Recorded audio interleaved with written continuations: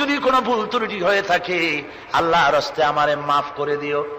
বিবি বলে, প্রাণের স্বামী রাসূলুল্লাহ আপনাকে জিহাদের ময়দানের জন্য নির্বাচিত করেছেন, আমি আপনাকে ফিরে থাকতে বলতে পারবো না, সুতরাং আমি আল্লাহর দরবারে দোয়া করি। স্ত্রী হাত তুলে বলেন, রব্বুল আলামিন, আমার প্রাণের স্বামী জাফরকে জিহাদের ময়দান থেকে গাজী বানায়া আমার ঘরের ভিতরে তুমি তাকে দয়া করে ফিরাইয়া দিও।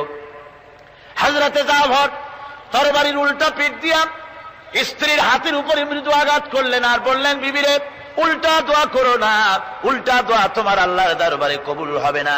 যেহেতু নবীজি আমার নাম 2 নম্বরে ঘোষণা করেছেন, আমার আগেও একজন আছে, পরেও আর একজন আছে।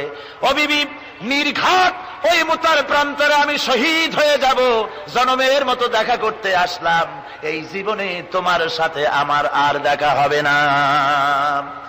আমার বন্ধুগণ, হযরতে